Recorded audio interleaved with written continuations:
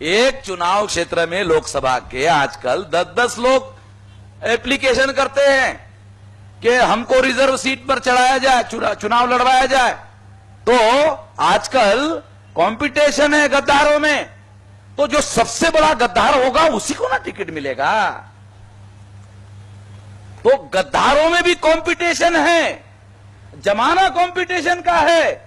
अब गद्दारों में कंपटीशन है तो ज्यादा से ज्यादा जो गद्दार होगा उसको ना टिकट मिलेगा।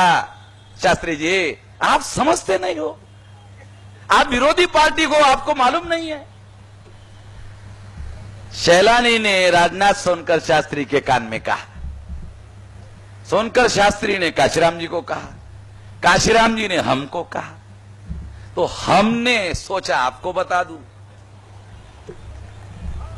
काहे के लिए बता रहा हूं? तो आपके इलेक्टेड रिप्रेजेंटेटिव को संसद में बोलने नहीं दिया जाता, उसका दूसरा सबूत है पार्टी का व्हिप। पार्टी व्हिप निकालती है, व्हिप को मराठी में कोड़ा बोलते हैं, हिंदी में चाबुक बोलते हैं। तो पार्टी के पास अधिकार है व्हिप निकालने का, ये एमपी बोलेंगे और ये एमपी नहीं बोलेंगे, और पार्टी की ये लाइन है, ये बोलना होगा। तो इसका मतलब बोलने की आजादी खत्म। अगर बोलने की आजादी खत्म तो इसका मतलब आजादी खत्म। अगर आपके इलेक्टेड रिप्रेजेंटेटिव को बोलने नहीं दिया जाता तो इसका मतलब उनको संसद के अंदर, विधिमंडल के अंदर गुलाम बनाकर रखा गया है। अगर आपके इलेक्टेड रिप्रेजेंटेटिव को गुलाम बनाकर रखा गया है तो वो आर्टिकल है 330 और 332। बाबा साहब आंबेडकर संविधान लिखने के बाद, आजादी मिलने के बाद, 4 साल के बाद अगर वो कह रहे हैं तो बाबा साहब आंबेडकर नासमझी में नहीं कह रहे हैं कि उनको मालूम नहीं है परिस्थिति, उनका जानकारी नहीं है, इस वजह से वो ऐसा कह रहे हैं। ऐसा नहीं है। इलेक्टेड रिप्रेजेंटेटिव साहब आंबेडकर ने ये जो अनुसूचित जाति जनजाति के जो एमएलए चुनकर जाते हैं, एमपी चुनकर जाते हैं, तो उनके लिए उन्होंने 3 अंग्रेजी शब्द इस्तेमाल किए। Tool of the caste Hindu, औजार, हथियार, स्वर्ण हिंदुओं का हथियार, हमारे लोगों के विरोध में इस्तेमाल किया जाने वाला। अब एमएलए तो हमारा आदमी है, एमपी हमारा आदमी है, हमारे फेवर में काम करना चाहिए, मगर बाबा साहब आंबेडकर कह रहे हैं ये औजार है, हमारे ही विरोध में इस्तेमाल किए जाने वाला। इसलिए उन्होंने शब्द इस्तेमाल किया tool of the caste Hindu. दूसरा शब्द इस्तेमाल किया stooge of the caste Hindu. Stooge का हिंदी में अर्थ होता है पिट्ठू, पिछलग्गू और चमचा। तीसरा अंग्रेजी का शब्द इस्तेमाल किया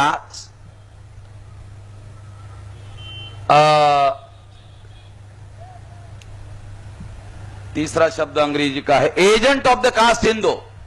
एजेंट का शुद्ध हिंदी में अर्थ होता है मध्यस्थ, और देसी हिंदी में अर्थ होता है दलाल और बड़ुआ। मैं दोनों इसलिए बताते रहता हूं कि जो आपके लिए सूटेबल हो जाएगा वो आप स्वीकार कर लेना। तो ये शब्द बाबा साहब आंबेडकर ने किताब में लिखे हुए।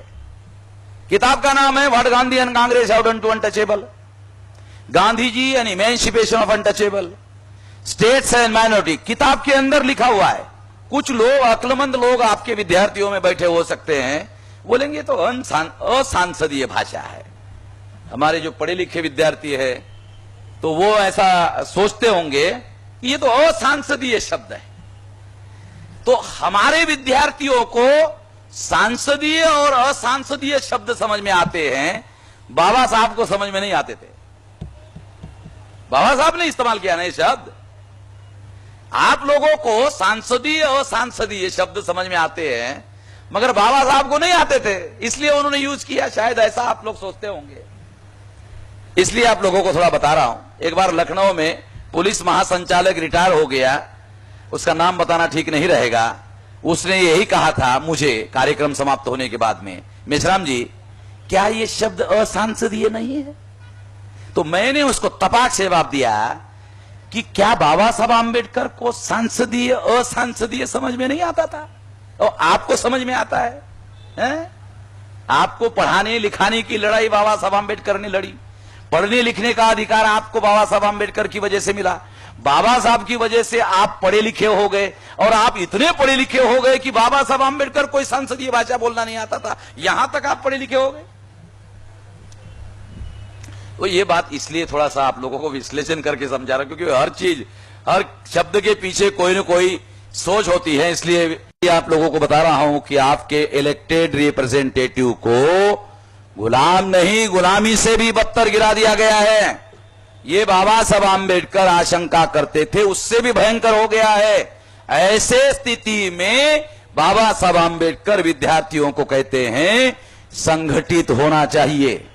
संगठित होकर केवल पढ़ा लिखा होने के बाद केवल आत्म केंद्रित नहीं होना चाहिए, और केवल अपने सुख सुविधाओं के बारे में नहीं सोचना चाहिए, अपने लोगों के आजादी के लिए सोचना चाहिए, और उसके लिए जीवन भर लड़ाई लड़ने के बारे में सोचना चाहिए।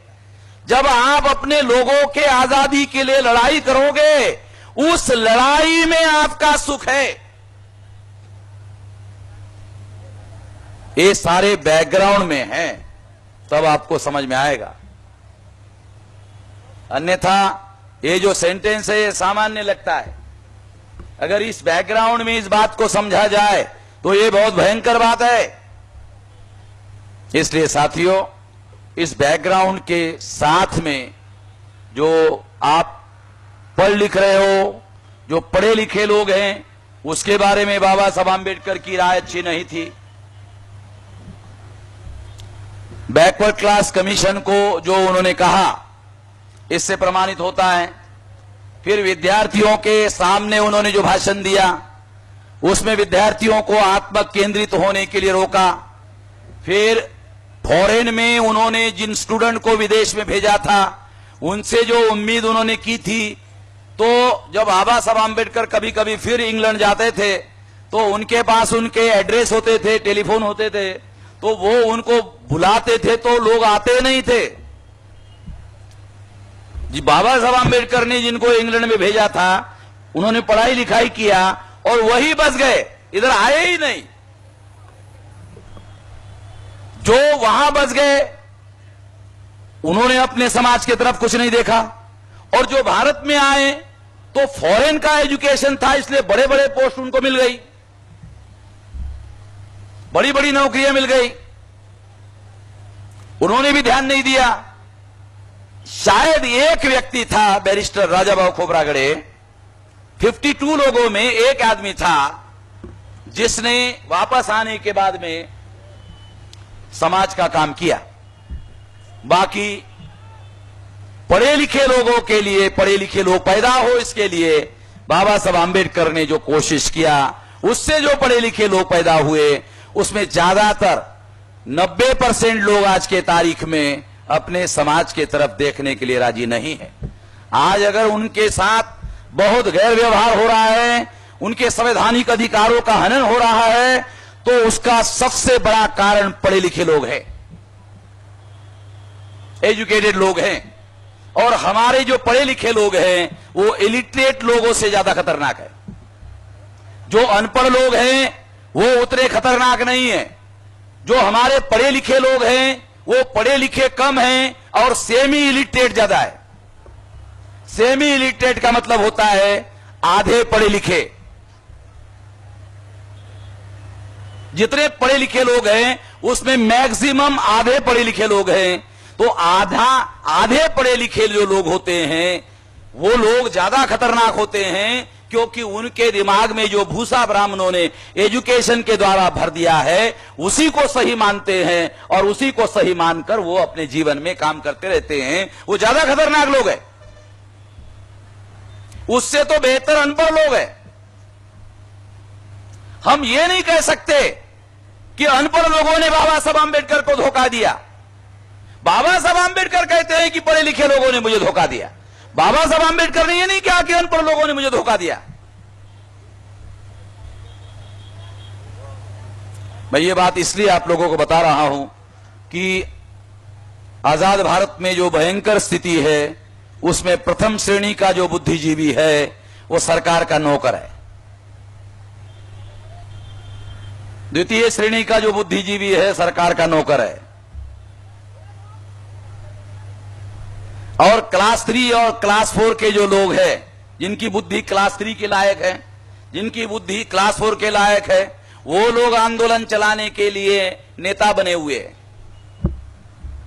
हमारे बाबा साहब आंबेडकर के आंदोलन के जो संगठन हैं, उनके नेता, ज्यादातर उनके नेता क्लास 3 और क्लास 4 के लोग हैं।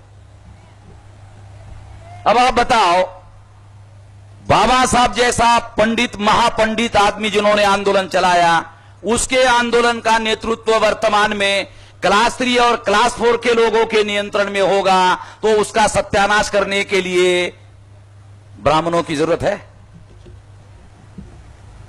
ब्राह्मणों की कोई जरूरत नहीं है। अरे हम खुद ही सत्यानाश करने के लिए इतने पक्के हैं कि हम खुद ही ऐसे फैसले लेते हैं कि हमारे फैसले से ही हमारे समाज का और हमारे आंदोलन का सत्यानाश हो जाता है, और हो रहा है। मैं ऐसे नेताओं का नाम लेकर अपनी जबान को गंदा नहीं करना चाहता, और खामखा उनका नाम लेने से बड़ा हो